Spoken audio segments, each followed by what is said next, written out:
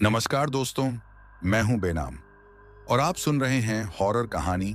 ये कहानी एक ऐसे बदले की जिसने गांव की लड़की को ही अपनी हवस का शिकार बनाया था और उसे खुद भी नहीं पता था कि वह लड़का मेरे साथ संभोग करने वाला है। इस कहानी में आप यह भी जान पाएंगे कि हवस के अंधेपन में इंसान कितना गिर सकता है। यह कहानी कोई भूत प्रेत या चुड़ैल की नहीं, बल्कि बदले की कहानी है। और यह समझने के लिए कि बदला क्यों लिया गया और कैसे लिया गया, आपको शुरुआत से पूरी कहानी सुननी पड़ेगी। तभी आप इस कहानी को सही से समझ सकेंगे। दोस्तों, ये कहानी मध्य प्रदेश के एक छोटे से गांव की है और इस गांव की रहने वाली एक औरत जिसका नाम सरला था। तो अब ये पूरी दास्तान हम सरला की नजर से सुनेंगे। लेकिन शुरू करने से पहले, अगर आप पहली बार हमारे चैनल पर आए हैं तो चैनल को सब्सक्राइब कर लें।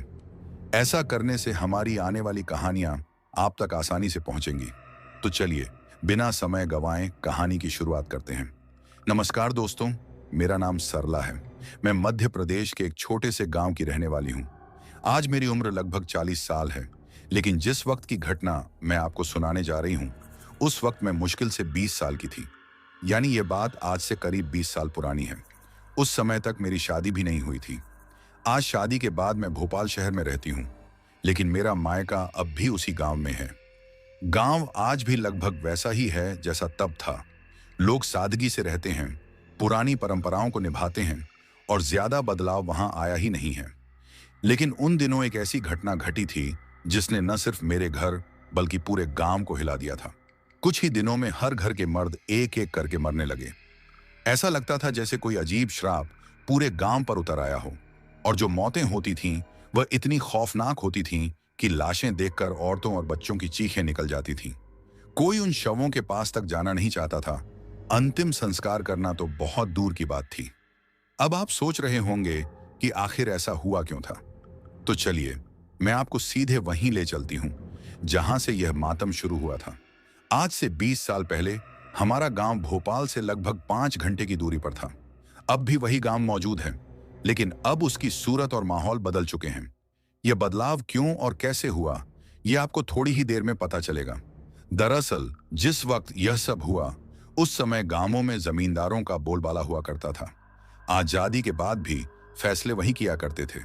गांव में किसी को पैसों की जरूरत होती तो वह जमींदार के पास ही दौड़कर जाता। मेरे पिताजी उस समय गांव के बड़े जमींदार थे। उनका नाम था रामदयाल। आसपास के कई गांवों में उनकी पहचान थी और लोग उनका नाम इज्जत से लिया करते थे। रामदयाल के 3 बच्चे थे, 2 बेटियां और एक बेटा। बेटा काफी देर से हुआ था। मेरे जन्म के 6 साल बाद, भगवान की मिन्नतों के बाद घर में बेटे का जन्म हुआ। यही से असली कहानी की शुरुआत होती है। यानी कि अब हम दोनों बहनों के लिए भी भगवान ने हमें तोहफे के रूप में एक भाई दे दिया था, जिसकी शायद हर बहन को जरूरत होती है। लेकिन जब मेरा भाई पैदा हुआ, उस समय मैं अपने घर पर नहीं रहती थी, बल्कि अपनी नानी के घर ही रहा करती थी। मैं आपको जो बात बता रही हूँ, वह आज से 20 साल पहले की नहीं, बल्कि उससे भी बहुत पहले की है। उस समय हम सब छोटे छोटे बच्चे थे। धीरे धीरे वक्त बीता, हम बड़े होते गए और मेरा भाई भी जवान हो गया। लेकिन समय से पहले ही हमारे घर में एक ऐसा हादसा हो गया जिसने सब कुछ बदल कर रख दिया। उस त्रासदी की वजह से हमें दोनों बहनों की शादी से पहले ही मेरे पिताजी को मेरे छोटे भाई की शादी करनी पड़ी। यह त्रासदी थी मेरी माँ की मौत। एक भयंकर बीमारी ने उन्हें हमसे छीन लिया। माँ के जाने के बाद घर बिल्कुल सूना हो गया था। खाने पीने से लेकर हर छोटे बड़े काम में दिक्कत आने लगी थी। माँ के देहांत और भाई की शादी, इन दोनों घटनाओं के बीच थोड़ा समय गुजरा। इसी दौरान पिताजी रामदयाल एक तीर्थ यात्रा पर गए। वहां घाट पर उन्हें एक लावारिस बच्चा मिला जो अकेला भटक रहा था। पिताजी ने जब उससे पूछा तो उसने कहा कि उसके माँ बाप उसे छोड़कर चले गए हैं और जब तक वे उसे अपने पास रखते थे, तब तक उसके साथ बहुत मारपीट करते थे। उसकी दर्द भरी दास्तान सुनकर पिताजी का दिल पिघल गया। वह लड़का हमारे साथ गांव आया। पिताजी ने उसे घर में एक कमरा दिया, पहनने के लिए कपड़े दिए और भरपेट खाना खिलाया। उसी दिन से वह हमारे घर का हिस्सा बन गया। उसने पिताजी से खुद कहा था, आप मुझे अपने घर ले जाइए, आप जो भी काम कहेंगे मैं सब कर दूंगा। बचपन से ही मेरे माँ बाप मुझसे हर काम करवाते थे, इसलिए मुझे सब काम आते हैं। अब माँ नहीं थी तो पिताजी को खाने की बड़ी चिंता रहती थी, लेकिन उस लड़के ने धीरे धीरे पूरा घर संभाल लिया। वह खाना भी बहुत अच्छा बनाता था। उसका नाम था विनोद। विनोद घर आने के बाद पिताजी माँ के गम से कुछ हद तक बाहर आने लगे। वह खुशमिजाज लड़का था। पिताजी से बातें करता, उन्हें हंसाता और घर का माहौल हल्का कर देता। माँ के बाद जो खालीपन पिताजी महसूस कर रहे थे, विनोद ने उसे काफी हद तक भर दिया। मेरे भाई, मैं और मेरी बड़ी बहन भी उसी घर में रहते थे। लेकिन माँ के देहांत से पहले ही हमारी जिंदगी एक और छोटे मगर दर्दनाक हादसे से गुजर चुकी थी। हमारे गांव के पास से एक रेलवे ट्रैक गुजरता था। यह ट्रैक बहुत पुराना था। पिताजी के बचपन से ही वहां ट्रेन चलती थी। रात वाली ट्रेन की सीटी सुनकर लोग समझ जाते थे कि अब सोने का समय है, और सुबह वाली ट्रेन की आवाज सुनकर जाग जाते थे। लेकिन एक दिन मेरी बड़ी बहन खेलते खेलते उसी ट्रैक की तरफ चली गई। वहां एक ट्रेन दुर्घटना हुई और उसका एक पैर कट गया। सिर्फ इतना ही नहीं, उसके चेहरे पर भी कई चोटें आईं, जिनके गहरे निशान रह गए। लेकिन उसने जीने की चाह कभी नहीं छोड़ी। धीरे धीरे वह अपनी जिंदगी को सामान्य बनाने की कोशिश करती रही। मां के जाने के बाद पिताजी और भी परेशान हो गए थे। घर में एक जवान बेटी थी जिसका पैर कटा हुआ था, जिसे हर समय सहारे की जरूरत थी। अब आप सोच रहे होंगे कि जब घर की हालत इतनी बिगड़ गई थी, तो पिताजी ने मुझे नानी के घर से क्यों नहीं बुलाया। इसका कारण यह था कि ननिहाल की स्थिति भी कठिन थी।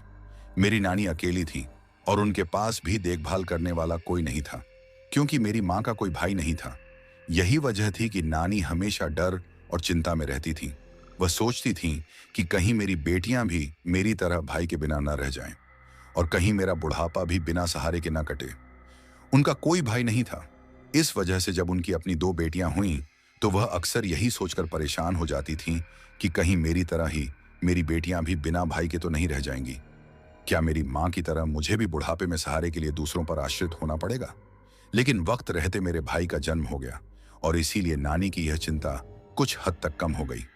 अब मेरे सामने एक दुविधा थी। मैं नानी के घर को पूरी तरह छोड़कर नहीं आ सकती थी, क्योंकि वहां भी उनका ध्यान रखना बेहद जरूरी था। और यह भी संभव नहीं था कि मैं और नानी दोनों एक साथ अपने गांव आ जाएं, क्योंकि नानी की काफी जमीन जायदाद थी। अगर वह उसे छोड़ देती तो गांव के लालची लोग उस पर कब्जा कर लेते। कुछ सालों बाद जैसे जैसे मेरा भाई बड़ा हुआ, पिताजी ने हम दोनों बहनों से पहले उसकी शादी करना सही समझा। इसीलिए उन्होंने बगल वाले गांव में एक सुंदर और सुसंस्कारी लड़की ढूंढकर उससे भाई की शादी कर दी।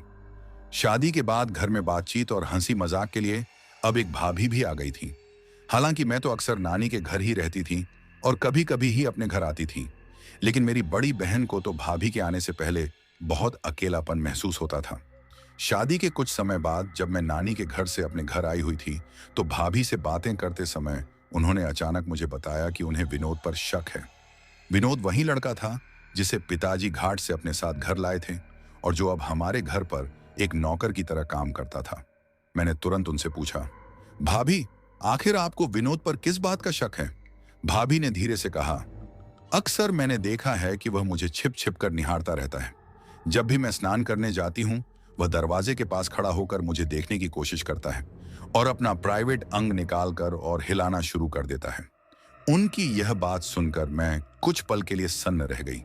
मुझे यकीन ही नहीं हो रहा था, क्योंकि विनोद के साथ हमने पहले भी बहुत वक्त गुजारा था, पर उसने कभी भी ऐसी हरकत नहीं की थी। उसका स्वभाव बेहद शांत और सरल था। वह ऐसा कुछ कर सकता है, इसकी कल्पना भी मैंने कभी नहीं की थी। लेकिन भाभी की बात को पूरी तरह नजरअंदाज करना भी सही नहीं था। इसी वजह से मैंने ठान लिया कि इस मामले की तह तक जरूर पहुंचना है। नानी की तबीयत उस समय कुछ ठीक थी और उनके पास एक रिश्तेदार आ गया था जो कुछ दिनों तक उनका ख्याल रख सकता था। इसलिए मैंने तय किया कि मैं अब कुछ दिनों तक अपने घर ही रहूंगी। लेकिन मेरे मन में एक और सवाल उठ रहा था, कहीं ऐसा तो नहीं कि भाभी ने गुस्से या नफरत में यह सब कहा हो। दरअसल शादी के कुछ दिनों बाद विनोद से एक छोटी सी गलती हो गई थी, जिस पर भाभी ने बहुत गुस्सा किया था और दोनों के बीच बहस भी हुई थी। लेकिन पिताजी ने उस दिन विनोद का पक्ष ले लिया था और मामला शांत हो गया था। शायद उसी बात का बदला लेने के लिए भाभी अब विनोद पर झूठा आरोप लगा रही हूं। मैंने भाभी से साफ कह दिया कि वह इस बारे में घर में किसी और से कुछ न कहें। पहले हमें खुद सच्चाई का पता लगाना होगा। अब मैं आपको बता दूं कि सरला भाभी यानी मेरी नई भाभी बेहद खूबसूरत थी। अगर कोई भी उसको देखता तो उसका मन पूरी तरह से उसके साथ संबंध बनाने की सोचता। लेकिन जब पिताजी पहली बार उन्हें देखने गए थे, तो घर लौटकर यही बोले थे, इस गांव में आज तक किसी की भी बहू इतनी सुंदर नहीं हुई जितनी मैं अपने बेटे के लिए लेकर आया हूं। एक लड़की होने के नाते मैं उनकी सुंदरता का उतना वर्णन नहीं कर सकती जितना शायद कोई लड़का कर पाता, लेकिन इतना जरूर कह सकती हूं कि जो भी उन्हें देख लेता उसके मन में तुरंत उन्हें पाने की चाह पैदा हो जाती। उनके नयन नक्श, उनकी पतली कमर और उनके चेहरे की चमक ऐसी थी कि कोई भी उन्हें देखकर मोहित हो सकता था और उसके साथ बिस्तर पर सोने की चाह रखता। यही देखकर हर किसी के मन में उनके लिए एक अजीब सी ख्वाहिश जाग उठती थी, मानो वह कोई जीती जागती बसंती अप्सरा हो। यही वजह थी कि मेरा भाई उन्हें घर से ज्यादा बाहर निकलने नहीं देता था। उसे अच्छी तरह पता था कि बाहरी दुनिया की नजरें कैसी होती हैं और लोग उनकी खूबसूरती को देखकर क्या क्या बातें बना सकते हैं। लेकिन उस वक्त भाई को यह बिल्कुल अंदाजा नहीं था कि जिस लड़के को वह अपना भाई समझकर घर में रख रहा है वही उसकी बीवी पर गिद्ध जैसी नजरें गड़ाए बैठा है। फिर एक दिन ऐसा हुआ कि पिताजी धूप में छत पर सो रहे थे और भाई किसी काम से गांव में बाहर गया हुआ था। उस समय सरला भाभी स्नान घर में नहाने जा रही थी। उससे पहले उन्होंने मुस्कुराकर मुझसे कहा, दीदी आप यहां बैठकर मूंगफली खा लो, मैं जल्दी से नहा कर आती हूँ। उसके बाद हम दोनों मिलकर तिल के लड्डू बनाएंगे और शाम को आराम से बैठकर सब लोग खाएंगे। मैंने भी हंसकर जवाब दिया, ठीक है भाभी, आप जल्दी नहा लो, तब तक मैं बाकी के काम निपटा लेती हूँ। अब जिस जगह पर मैं चारपाई पर बैठी थी वह स्नान घर से थोड़ी ही दूरी पर थी। वहां से मुझे स्नान घर साफ साफ दिखाई देता था, लेकिन जो कोई भी स्नान घर के पास खड़ा होता उसे मैं दिखाई नहीं दे सकती थी। दरअसल मेरी चारपाई एक दीवार के पीछे थी और उस दीवार में सीमेंट की जाली लगी हुई थी। उसी जाली से मुझे बाहर का सब कुछ साफ दिख रहा था। जैसे ही भाभी स्नान घर में दाखिल हुई और दरवाजा बंद किया, मैंने देखा कि कुछ ही देर बाद विनोद दबे पांव उधर बढ़ने लगा। उसकी चाल देखकर मुझे भाभी की कही हुई बातें तुरंत याद आ गईं। मैंने अपना सारा काम छोड़ दिया और जाली के भीतर से ही उसकी हरकतें देखने लगी। मुझे बिल्कुल अंदाजा नहीं था कि आज मेरी आंखों के सामने जो घटने वाला है वह मुझे अंदर से झकझोर देगा। दरअसल मैंने देखा कि विनोद चुपचाप स्नान घर की पिछली दीवार से चिपक गया। वहां कुछ पत्थर पड़े थे। वह उन पर चढ़कर ऊपर की ओर बने छोटे खुले हिस्से से अंदर झांकने लगा। यह देखकर अब मुझे यकीन हो गया कि भाभी की बात सच थी। वह जगह पिताजी ने हवा और रोशनी के लिए खुली छोड़ी थी, लेकिन अब विनोद उसे अपनी हवस के लिए इस्तेमाल कर रहा था। यह कोई बड़ा छेद नहीं था, बस 4-5 ईंट के बराबर का खुला हिस्सा था। वहीं से वह रोज भाभी को नहाते हुए देखता था। उस दिन भी वह वहीं खड़ा होकर अंदर झांक रहा था। मैंने साफ देखा कि वह धीरे धीरे खुद को उत्तेजित करने लगा। पहले उसने अपने कपड़ों को थोड़ा नीचे खिसकाया, फिर अपना जननांग बाहर निकालकर उसे हाथ से सहलाने लगा। उसकी आंखें बार बार मदहोशी में बंद हो रही थीं, लेकिन जब मैंने उसका जननांग देखा तो मेरी आंखें फटी की फटी रह गईं। इतना लंबा था कि साफ साफ दिखाई दे रहा था। अब मुझे यह साफ समझ आ गया था कि भाभी ने जो शक जताया था वह झूठ नहीं था, बल्कि विनोद अंदर ही अंदर एक ऐसी गंदी आग में जल रहा था जिसका हमें अब तक जरा भी अंदाजा नहीं था। देखकर एक पल के लिए मेरी आंखें चौड़ी रह गईं, क्योंकि विनोद बाहर से तो मासूम और भोला भाला लगता था, लेकिन मैंने जो नजारा देखा उसकी कल्पना मैंने सपने में भी नहीं की थी। वह भाभी को निर्वस्त्र नहाते हुए देखने की लालसा में खुद ही अपने जन्नांग को हिलाकर अपनी हवस शांत करने की कोशिश कर रहा था। उस वक्त मेरा दिल जोर जोर से धड़कने लगा। एक ओर मन कर रहा था कि अभी बाहर निकलकर उसे रंगे हाथ पकड़ लूं, वहीं दूसरी ओर न जाने क्यों मेरी नजरें उससे हट नहीं रही थीं। ऐसा लग रहा था कि मैं चाहकर भी वहां से हिल नहीं पा रही थी। मेरा दिल जैसे कह रहा था, वो जो कुछ भी कर रहा है उसे बुलाकर उसके साथ में भी अपनी हवस मिटा लूं, क्योंकि यह सब देखकर मेरा भी जोर जोर से दिल मचल रहा था। उस वक्त ऐसा लग रहा था कि मैं और वह लड़का एक हो जाएं।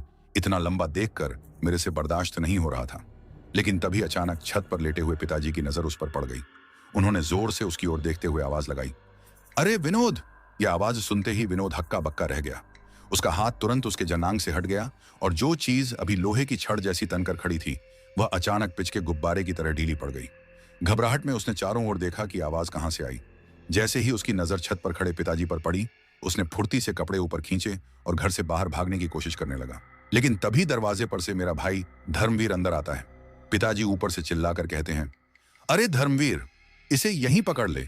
ये नीच तुम्हारी बीवी को नहाते हुए देख रहा था और अश्लील हरकतें कर रहा था। इतना सुनना था कि भाई का खून खौल उठा। उसने गुस्से में एक जोरदार थप्पड़ विनोद के गाल पर जड़ दिया। वह थप्पड़ इतना भयंकर था कि विनोद वहीं जमीन पर धड़ाम से गिर पड़ा। शोर सुनते ही सरला भाभी भी स्नान घर से कपड़े पहनकर हड़बड़ाते हुए बाहर आ गईं। पिताजी की ऊंची आवाज सुनकर पड़ोस के लोग भी हमारे आंगन के सामने इकट्ठा होने लगे। कुछ बड़े बुजुर्ग तो घर के भीतर तक चले आए। तब तक पिताजी भी छत से उतरकर बाहर आ चुके थे। मैंने खुद को अनजान दिखाने की कोशिश की। बाहर जाकर भाभी से बोली, क्या हुआ है? जबकि असलियत मैं अच्छे से जानती थी कि विनोद की हरकत मैं पहले से ही देख चुकी थी। लेकिन पता नहीं क्यों उस समय मैं उसे रोक नहीं पाई।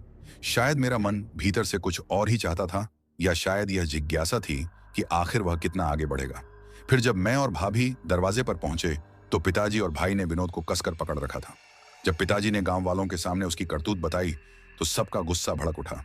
कुछ लोग तो इतने आग बबूला हो गए कि उसे वहीं पीटने लगे। लेकिन तभी भीड़ में से दो एक आदमी, जिनका चाल चलन भी वैसा ही गंदा था, फुसफुसाए, जब घर में इतनी हुस्न वाली बहू रखोगे तो किसी का भी मन डोल जाएगा। उनकी यह बात सुनकर बाकियों का गुस्सा और बढ़ गया। गांव वालों ने उन दोनों की भी पिटाई कर दी। वे किसी तरह अपनी जान बचाकर वहां से भाग निकले। अब सवाल यह था कि विनोद का क्या किया जाए। पिताजी ने गुस्से में उसे दो चार लातें मारी और गालियां बकते हुए बोले, भाग यहां से। आज के बाद अगर तू मेरे घर तो दूर, गांव की चौखट पर भी दिखाई दिया तो तेरा अंत यही होगा। जिस गंदगी से तुझे उठाकर लाया था वहीं जाकर सड़गल जाना। पिताजी की आवाज में उस समय इतना झड़ था कि वहां खड़े हर इंसान की रूह कांप उठी। रहने के लायक है। इतना कहने के बाद उन्होंने उसको वहां से निकाल दिया था। लेकिन जाते वक्त विनोद अपने गाल पर चाटा पड़ने की वजह से अपने उस गाल को मसलते हुए पलटकर मेरे पिताजी की ओर देखता है। फिर सरला भाभी की तरफ घूरते हुए कहता है, तुम सिर्फ मेरी हो और मैं तुम्हें पाकर ही रहूंगा। उसने इतना कहकर फिर से पिताजी की तरफ देखा और बोला, रामदयाल, तेरे दिए हुए हर चाटे और अपमान का मैं एक एक हिसाब लूंगा। इतना कहकर वो वहां से चला गया। जब उसने ये बात बोली तो पिताजी ने भी गुस्से में जवाब देते हुए कह दिया, ठीक है, तेरे से जो बन पड़े वो कर लेना। तुझे जिंदा छोड़ रहा हूं, यही बहुत बड़ी बात है, वरना ऐसी हरकत अगर कोई और करता तो उसे यहीं की यहीं जिंदा गाड़ देता। लेकिन मैंने तुझे अपने बेटे की तरह पाला पोसा है, इसी वजह से छोड़ रहा हूं। उस दिन यह सब होने के बाद सभी लोग अपने अपने घरों में लौट गए। मैं भी अपने घर वालों को लेकर वापस आ गई। लेकिन उस घटना के बाद से विनोद गांव में किसी भी व्यक्ति को कहीं पर भी दिखाई नहीं दिया, मानो वह उस घटना के बाद गांव से पूरी तरह गायब हो गया हो। पिताजी को लगता था कि वह वापस आकर उनके पैरों में गिरेगा और माफी मांगेगा, मगर समय बीतने के साथ उनकी यह उम्मीद पूरी तरह गलत साबित होती गई। अब उस घटना को हुए लगभग 2 से 3 साल गुजर चुके थे। धीरे धीरे घर से विनोद की यादें भी मिटने लगीं। शुरू के 6 महीनों तक तो जब भी हम सभी घर वाले एक साथ बैठते थे तो उसकी हवस भरी सोच के बारे में ही चर्चा करते थे। लेकिन वक्त गुजरने के साथ उसकी बातें होना बंद हो गईं। अब लगभग 2 साल बीत जाने के बाद सभी लोग उसे भूल चुके थे।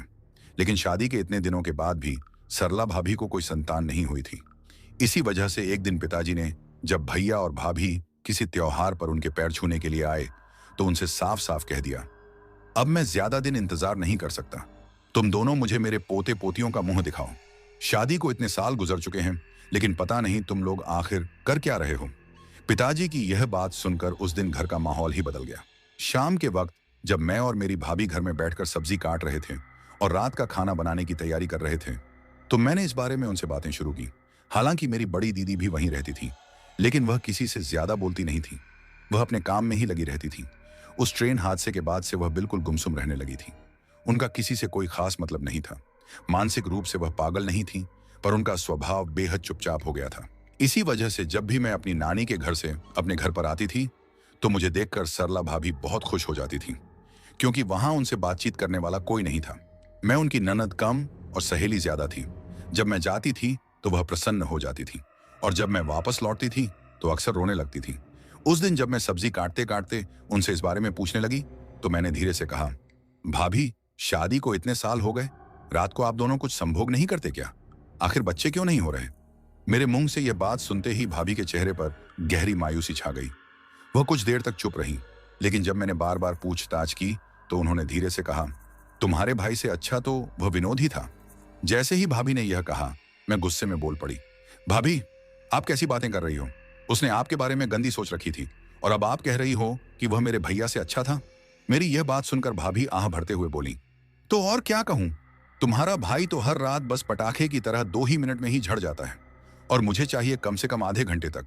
बस देखने में तो बड़ा हट्टा कट्टा लगता है, लेकिन अंदर से पूरा खोखला है। मिनटों में ही सब खत्म हो जाता है। अब भाभी के मुंह से यह सुनकर मुझे थोड़ी हंसी आ गई। उस दिन हम दोनों के बीच बस इतनी ही बात हुई थी, लेकिन भाभी ने जो कहा था उसे सुनकर मेरे मन में हल्की सी चिंता घर करने लगी कि कहीं उस लड़के के साथ तो नहीं। मुझे एहसास हो गया था कि अगर यही हाल रहा तो इस घर का वारिस कभी पैदा नहीं होगा और जल्द ही उनके रिश्ते में भी दरार पड़ सकती है। अभी तो शादी नहीं थी, इसलिए मामला दबा हुआ था, लेकिन जैसे ही 4-5 साल गुजर जाएंगे और बच्चा नहीं होगा तो गांव की औरतें ताने कसेंगी। सरला भाभी उन तानों से परेशान होकर शायद इस घर से नाता तोड़ना ही सही समझेंगी। मगर उससे पहले कुछ करना जरूरी था। इसीलिए मैंने एक बार इस बारे में अपनी बड़ी बहन से बात की। दीदी ने यह बात सीधे सीधे पिताजी को तो नहीं बताई, लेकिन इशारों में कह दिया कि भाई को किसी आयुर्वेदिक दवा की जरूरत है। बिना दवा के शायद पोता पोती देखना मुश्किल है। दीदी ऐसा इसलिए कह पाई क्योंकि मां के गुजरने के बाद उन्होंने पापा के साथ काफी वक्त बिताया था। बाप बेटी का रिश्ता गहरा हो चुका था। मुझे तो पापा से हमेशा डर लगता था, इसलिए मैं ज्यादा बात नहीं कर पाती थी। फिर करीब 1.5 साल और बीत गया। तभी मुझे पता चला कि मेरी सरला भाभी पेट से हैं और जल्द ही मां बनने वाली हैं। ये सुनते ही मेरी खुशी का ठिकाना न रहा। पिताजी भी बहुत खुश हुए, लेकिन शायद उसी खुशी के साथ हमारे घर में मनहूसियत भी कदम रखने वाली थी, क्योंकि जैसे ही ये खबर हमें मिली, मैंने और पिताजी ने तय कर लिया कि जब तक हो सके इस बात को घर से बाहर नहीं जाने देंगे। बहुत दिनों बाद घर का चिराग आने वाला था।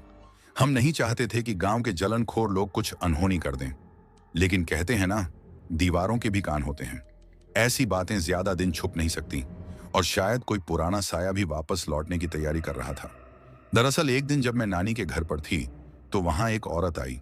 उसने नानी से कहा कि वह मायके होकर आई है और आपकी भाभी ने उसे बताया है कि वह कुछ दिनों के लिए आपके पास आएगी ताकि आपका ध्यान रख सके। उस औरत के जाने के बाद नानी मेरे पास आई और बोली, बेटा, तू आज ही शाम वाली बस से अपने घर लौट जा। सुगंधा मेरे पास रहने वाली है। वैसे भी सरला पेट से है और उसे इस वक्त सहेली की जरूरत है। तू ही उसके लिए सबसे सही है। नानी की बात सुनते ही मैंने वापसी का सामान समेटा और शाम की बस पकड़ ली। लेकिन मुझे पता था कि रात हो जाएगी। गांव का स्टैंड मुझे लगभग 9 बजे छोड़ने वाला था। बस में एक अधेड़ उम्र का आदमी पहले से बैठा था। उसके लंबे लंबे बाल थे, घनी दाढ़ी और चेहरे पर अजीब सा भस्म लगा हुआ था। गले में मालाएं लटक रही थीं। उसे देखकर साफ लग रहा था कि कोई बाबा या तांत्रिक है। मैं खिड़की वाली सीट पर बैठी थी और वह आदमी मेरी बगल वाली सीट पर आकर बैठ गया। जैसे ही वह बैठा, बस चल पड़ी। अब गांव पहुंचने में करीब आधा घंटा बाकी था। मैं खिड़की से बाहर झांककर अंधेरे में डूबे रास्तों को देख रही थी, लेकिन वह तांत्रिक बार बार गर्दन घुमाकर मुझे घूर रहा था। अब आप सोच रहे होंगे कि मैंने उसे अपने पास क्यों बैठने दिया। तो साफ कर दूं, वह मेरी बगल वाली सीट पर खुद नहीं आया था। बस की दोनों तरफ सीटें लगी होती हैं और बीच में रास्ता होता है। मैं एक तरफ बैठी थी और वह आदमी दूसरी तरफ वाली सीट पर बैठा था। उस सीट के बराबर वाली सीट पर ही, यानी कि उस बीच वाले गलियारे को छोड़कर दूसरी तरफ जो मेरे बराबर में सीट थी, उस पर एक शख्स बैठा हुआ था। जिस सीट पर वह बैठा था, उस सीट पर पहले से कोई नहीं था, बल्कि वह जो 2 जनों की बैठने की सीट थी, वह पूरी तरह से खाली थी। मेरी तरफ वाली सीट भी बिल्कुल खाली थी। इसी वजह से मैं खिड़की के पास बैठी हुई थी। लेकिन वह शख्स, जो किसी तांत्रिक जैसा दिख रहा था, खिड़की की तरफ न बैठकर सीट के बिल्कुल किनारे पर बैठा था। जब मैं खिड़की से बाहर झांक कर देख रही थी, तो मुझे ऐसा महसूस हो रहा था कि जैसे उसकी नजरें लगातार मेरी तरफ ही टिकी हुई हैं। मैंने 1-2 बार उसकी तरफ मुड़कर देखा, लेकिन जैसे ही मेरी नजर उससे टकराई, वह अचानक से नजरें हटाकर सामने देखने लगता। लगभग आधे घंटे का सफर तय करने के बाद मेरा गांव भैरवपुरा का स्टैंड आ गया। मैं अपना सामान उठाकर वहां उतर गई।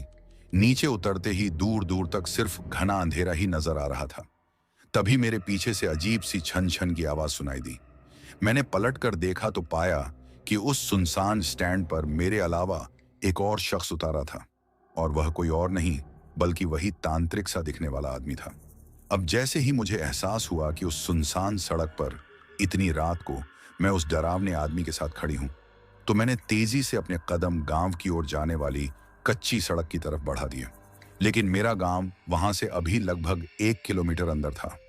उस सड़क के दोनों ओर लंबे लंबे पेड़ थे और किनारे पर कांटेदार झाड़ियां। अंधेरे में वह रास्ता बहुत डरावना लग रहा था, लेकिन जैसे जैसे मैं आगे बढ़ती, वह शख्स भी मेरे पीछे पीछे चलता जा रहा था। तभी मुझे यकीन हो गया कि वह मेरा पीछा कर रहा है। मैंने हिम्मत जुटाकर पलटकर उससे कहा, कौन हो तुम और मेरा पीछा क्यों कर रहे हो? मेरे इतना कहते ही वह अचानक एक अजीब सी भारी आवाज में जोर से हंसने लगा। उसकी हंसी सुनकर मेरे रोंगटे खड़े हो गए। हंसते हंसते उसने नीचे लपेटा हुआ कपड़ा दोनों हाथों से खींचकर खोल दिया और मेरे सामने पूरी तरह निर्वस्त्र हो गया। उसकी इस हरकत से मैं सन्न रह गई। मेरी नजरें अनायास उसके शरीर पर चली गईं। तभी मुझे दिखा कि उसका जननांग देखते ही देखते ऐसे तन गया था जैसे कोई गुब्बारा अचानक फटकर लोहे की छड़ बन गया हो।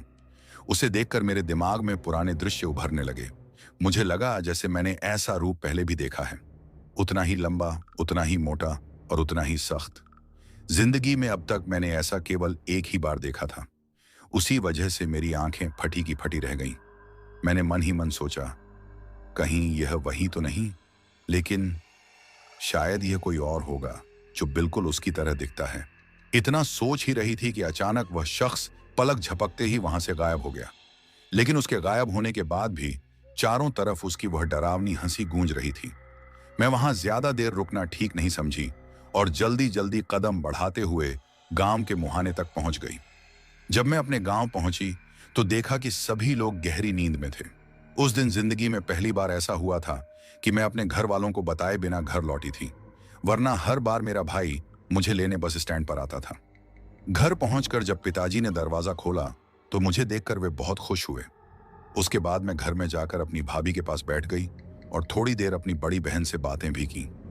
लेकिन मैंने उस रात की डरावनी घटना किसी को भी नहीं बताई, क्योंकि मैं यह नहीं चाहती थी कि रात के समय उस घटना के बारे में पता चलने पर मेरे घर वाले परेशान हों या किसी चिंता में पड़ें।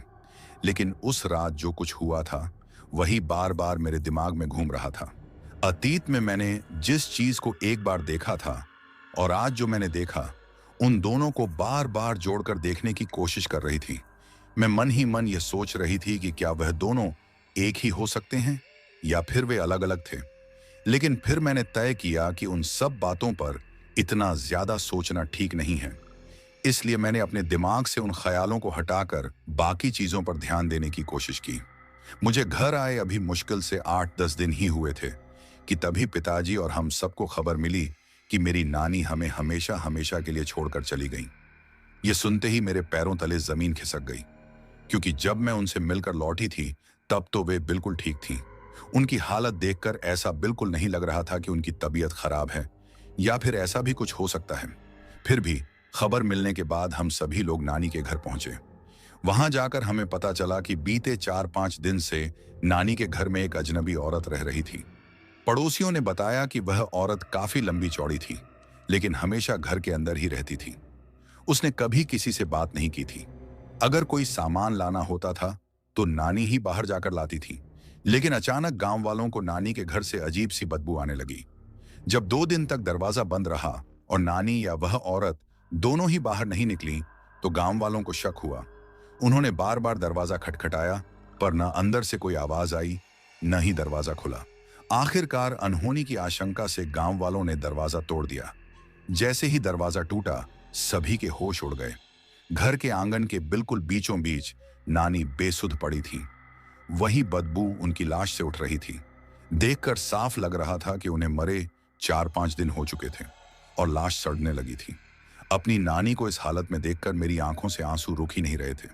सोच सोच कर मैं और ज्यादा फूट फूट कर रोने लगी कि मरने के बाद भी उन्हें इतने दिनों तक इस तरह एक लावारिस लाश की तरह अपने ही घर में पड़ा रहना पड़ा। यहां मैं आप लोगों को बता दूं कि नानी की मौत की खबर सुनकर हमारे घर से सब लोग उनके अंतिम संस्कार में शामिल हुए थे। लेकिन सिर्फ एक शख्स नहीं आई, और वह कोई और नहीं बल्कि मेरी सरला भाभी थी, क्योंकि पेट में बच्चा होने की वजह से उनका घर से बाहर निकलना मना था और खासकर ऐसे मातम के माहौल में जाना तो बिल्कुल सख्त मना था। लेकिन उस समय हमें इस बात का जरा भी अंदाजा नहीं था कि उन्हें अकेला घर पर छोड़कर आने से हम कितनी बड़ी गलती कर रहे हैं। शायद जो कुछ भी हो रहा था वह किसी सोची समझी साजिश का हिस्सा था। हर चीज किसी की बिछाई हुई चाल के मुताबिक घटित हो रही थी और हम लोग उसे समझ ही नहीं पा रहे थे। शायद यह सब मेरी ही गलती की वजह से हुआ, क्योंकि मैं लगातार कुछ बातें छुपाती जा रही थी। जिन चीजों को समय रहते उजागर करना चाहिए था वे मैं दबाती रही, और यही कारण था कि असली सच्चाई पकड़ में नहीं आ रही थी। लेकिन उस वक्त मुझे बिल्कुल भी अंदाजा नहीं था कि उन बातों को छुपाने की वजह से आगे जाकर कितना भयानक मंजर बनने वाला है और किस तरह एक के बाद एक लोगों की मौत होने वाली है, जिसकी शुरुआत मेरी नानी से हो चुकी थी। खत्म हो जाने के बाद हम लगभग 4-5 दिनों तक वहीं पर रुके रहे। उसी दौरान हमें एक ऐसी सच्चाई का पता चला जिसे सुनकर न केवल हमारे होश उड़ गए बल्कि नानी के गांव के लोगों के भी पैरों तले जमीन खिसक गई। किसी को यकीन ही नहीं हो रहा था कि यह भी सच हो सकता है। दरअसल सुगंधा नाम की जो नानी की भाभी थीं, उनके आने की बात कही गई थी और उनकी आने की खबर सुनने के बाद ही मैं नानी को उनके घर पर अकेला छोड़कर आई थी। लेकिन नानी की मौत की खबर मिलने के बाद जब वही सुगंधा रोते हुए गांव आई, तो मैंने उनसे पूछा, आप तो नानी के साथ थीं, फिर उन्हें छोड़कर कहां चली गई थी? मेरे इतना पूछते ही सुगंधा बोली, मैं कब उनके साथ थी? मैं तो यहां कभी आई ही नहीं। उनकी यह बात सुनकर मैं हैरान रह गई। मैंने उनसे कहा, गांव की एक औरत है जिसका मायका भी आपके गांव में है। जब वह अपने मायके गई थी, तब आपने उससे यह क्यों कहा कि मैं कल तक आ रही हूं? मेरी बात सुनकर सुगंधा ने साफ इनकार कर दिया और बोली, ना तो इन दिनों में चंदा अपने भाई के घर आई और ना ही मैंने उससे ऐसा कुछ कहा। अब चंदा वही औरत थी जो नानी के घर के बगल में रहती थी और जिसका मायका नानी के गांव में ही था। जब सुगंधा ने साफ इनकार किया, तो मैंने चंदा को बुलाकर पूछा, लेकिन चंदा ने भी यही कहा, मैंने तो कभी भी तुम्हारी नानी से आकर यह बात नहीं कही कि सुगंधा यहां आने वाली है, और न ही मैं पिछले 10 से 15 दिनों से तुम्हारी नानी से मिली हूं। अब यह सुनकर मेरा और घर वालों का दिमाग सुन्न हो गया। आखिर वह औरत कौन थी जिसने नानी से यह कहकर बात की थी कि सुगंधा कल तक आपके पास आ जाएगी, और उसने मुझे भेजा है यह बात बताने। इस रहस्य ने सबको हिला दिया, क्योंकि गांव वालों ने तो मेरी नानी के साथ मेरे जाने के बाद एक औरत को घर पर रहते हुए देखा था। तो अगर सुगंधा वहां नहीं आई थी, तो फिर वह औरत कौन थी? और सबसे बड़ी बात, गांव वालों ने नानी को मरने से 3 दिन पहले घर के बाहर टहलते हुए देखा था, लेकिन जब उनकी लाश मिली तो हालत देखकर साफ कहा गया कि उन्हें मरे हुए 7-8 दिन हो चुके थे। तो सवाल यह था कि अगर नानी 7-8 दिन पहले ही मर चुकी थी, तो गांव वालों ने 3 दिन पहले किसे जिंदा देखा था? यह रहस्य अब किसी की भी समझ में नहीं आ रहा था, लेकिन शायद इसके पीछे कोई ऐसा डरावना राज छिपा था जिसके ऊपर से अभी पर्दा उठना बाकी था, और जब तक वह पर्दा उठेगा तब तक हो सकता है कई और लाशें गिर चुकी हों। नानी की अंतिम क्रियाएं पूरी करने के बाद जब हम लोग अपने घर लौटे, तो वहां का नजारा देख हमारे होश उड़ गए। घर का दरवाजा खुला हुआ था। पिताजी ने कहा, मैंने जाते समय सरला से कहा था कि बिना बात के दरवाजा मत खोलना, लेकिन पता नहीं उसे क्यों समझ नहीं आता। ऐसा कहते हुए पिताजी घर के अंदर गए। हम सब भी उनके पीछे अंदर गए, और अंदर जो देखा वह और भी हैरान कर देने वाला था। घर के आंगन में एक औरत बैठी हुई थी। उसके सामने मेरी सरला भाभी भी बैठी थी। उस औरत के हाथ में मेरी भाभी का हाथ था और बगल में एक पोटली रखी हुई थी। जैसे ही उसे एहसास हुआ कि घर वाले लौट आए हैं, उसने झट से भाभी का हाथ छोड़ दिया। तभी पिताजी ने पीछे से आवाज लगाई, अरे सरला, ये कौन है? तुमने इसे क्यों बैठा रखा है? लेकिन सरला भाभी ने उनकी किसी भी बात का जवाब नहीं दिया। वह तो बस एक टक उस औरत की आंखों में देखे जा रही थी, और पिताजी के सवाल का जवाब देने के बजाय उनके होंठों पर एक अजीब सी मुस्कान उभर आई। तभी वह औरत धीरे धीरे उठ खड़ी हुई और देखा तो उसके सिर पर एक लंबा सा घूंघट निकला हुआ था।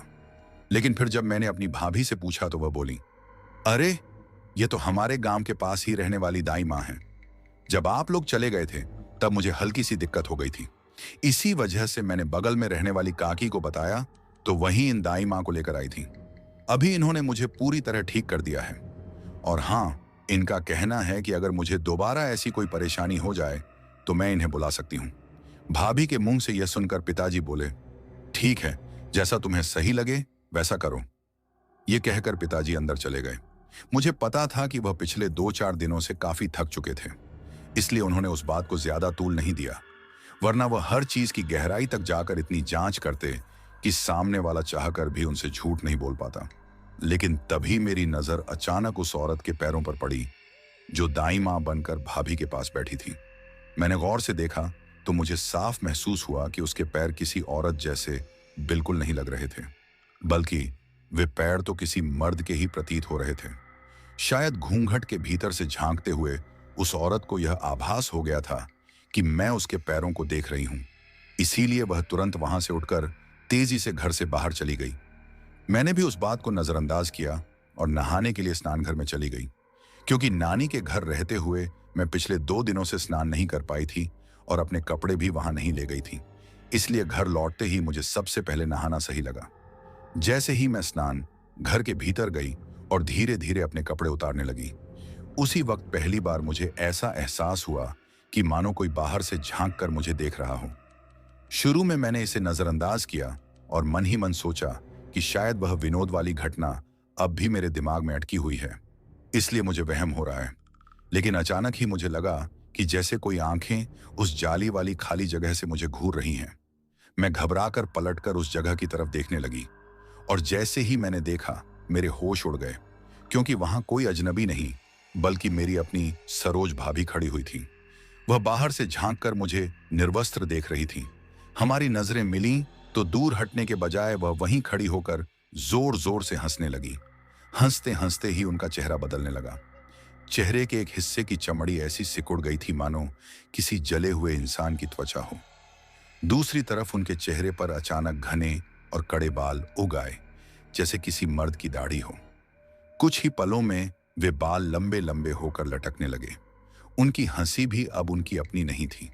वह बिल्कुल वही आवाज थी जैसी मुझे उस रात सुनाई दी थी जब नानी के कहने पर मैं भैरवपुरा स्टैंड पर उतरी थी और वहां वह तांत्रिक मिला था।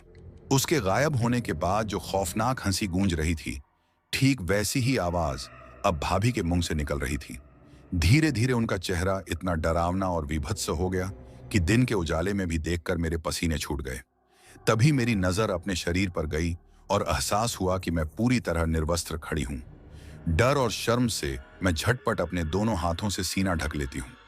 लेकिन उसी क्षण सरोज भाभी के होंठों से खून की एक पतली धार टपकने लगी।